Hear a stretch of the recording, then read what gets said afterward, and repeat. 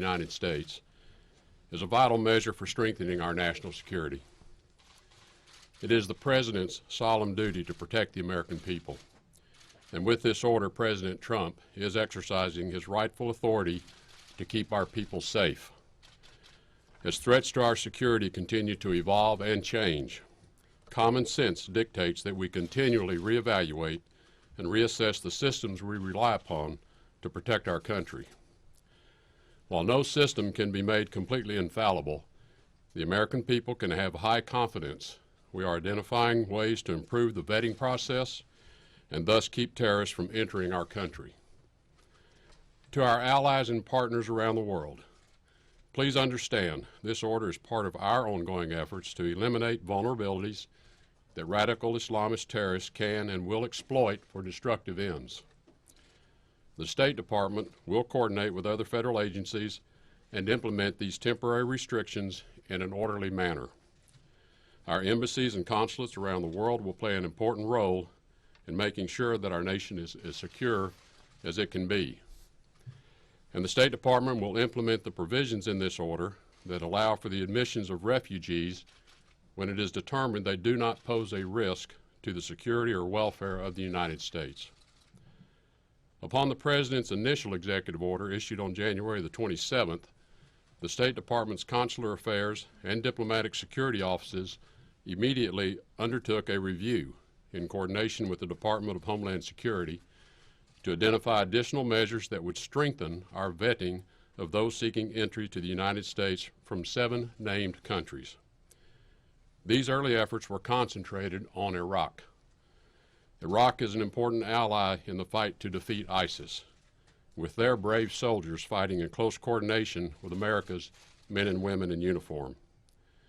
This intense review over the past month identified multiple security measures that the State Department and the government of Iraq will be implementing to achieve our shared objective of preventing those with criminal or terroristic intent from reaching the United States. I want to express my appreciation to Prime Minister al-Abadi of Iraq for his positive engagement and support for implementing these actions.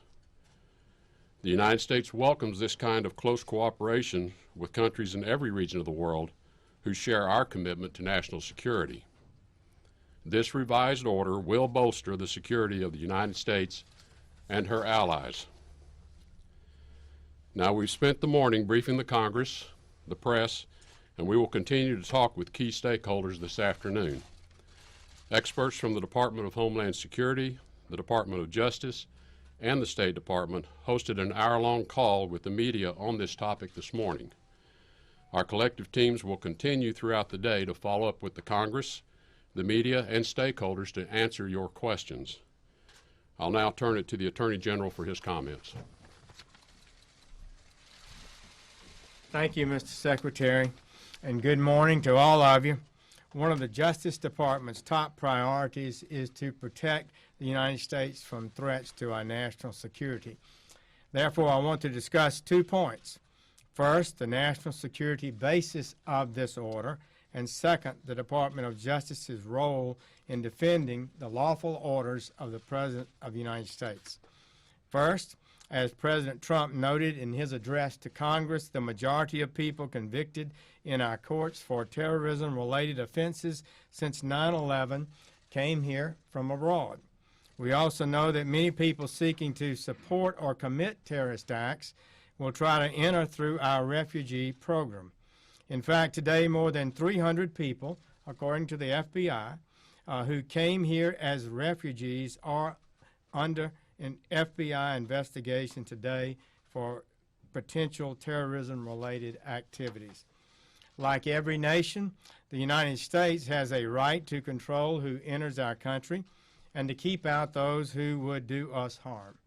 This executive order seeks to protect the American people as well as lawful immigrants by putting in place an enhanced screening and vetting process for visitors from 6 countries.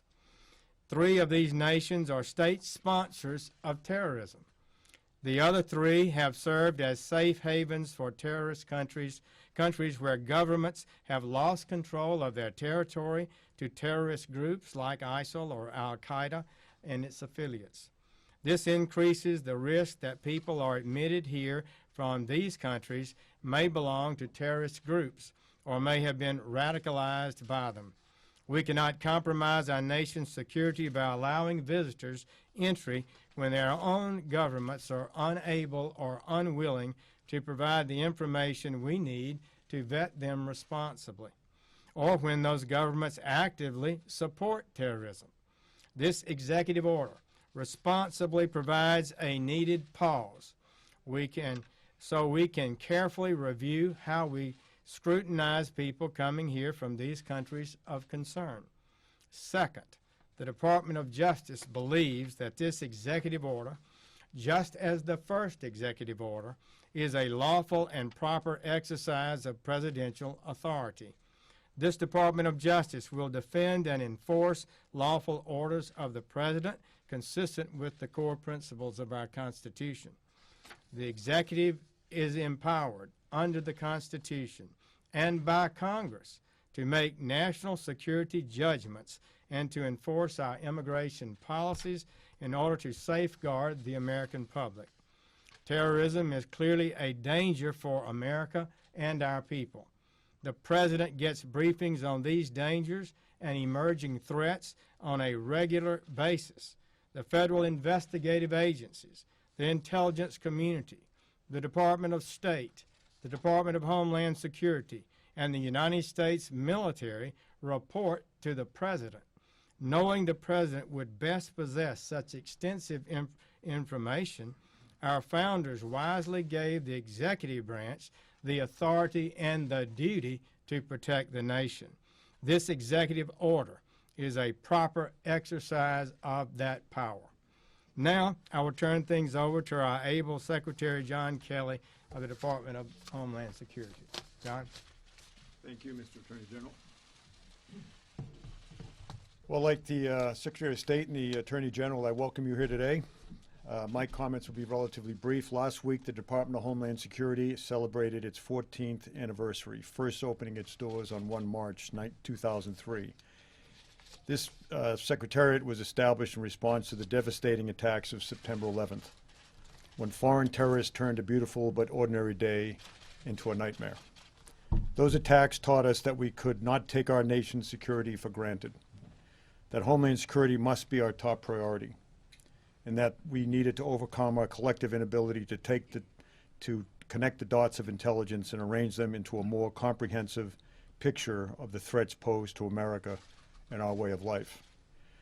Though much has changed over the past 14 years, both in the world that is more dangerous and at DHS, which is much better. The fact remains that we are not immune to terrorist threats and that our enemies often use our own freedoms in generosity against us. Today's executive order, which President Trump signed this morning, will make America more secure and address long overdue concerns about the security of our immigration system. We must undertake a rigorous review and are undertaking a rigorous review of our immigration vetting programs to increase our confidence in the decisions we make relative to visitors and immigrants that travel to the United States. We cannot risk the prospect of malevolent actors using our immigration system to take American lives. This executive order is prospective in nature. Its focus is on preventing the entry of new foreign nationals from the 6 designated countries. Accordingly, it is important to note that nothing in this executive order affects existing lawful permanent residents or persons with current authorization to enter our homeland. Unregulated, unvetted travel is not a universal privilege, especially when national security is at stake. The White House worked closely with the Department of Homeland Security, the Department of Justice, and the Department of State to create an order that addresses previous concerns and protects the homeland and every one of our citizens. The men and women of the Department of Homeland Security, like their brothers and sisters throughout law enforcement, are decent men and women of character and conscience.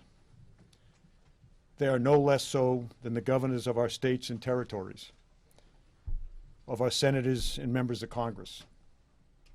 of our city mayors and various advocacy groups. These men and women are sworn to enforce the laws as passed by the United States Congress and would be in violation of the law in their sworn oaths if they did not do so.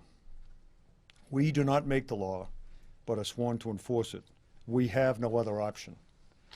We are going to work closely to implement and enforce it humanely, respectfully, and with professionalism, but we will enforce the law. I want to thank the President for his leadership on this issue and for his steadfast support for our important law enforcement, security, and counterterrorism mission. Again, as previously mentioned, I have spent much of the day today on the phone with members of Congress, the leadership, explaining the ins and outs of this EO, and I did the same thing last week. So there should be no surprises, whether it's in the media or on Capitol Hill. Thanks very much, and thanks for your time. Is this an acknowledgement that the first order was flawed in many ways and not well thought Mr. through? Attorney General, have you spoken to FBI Director Comey today?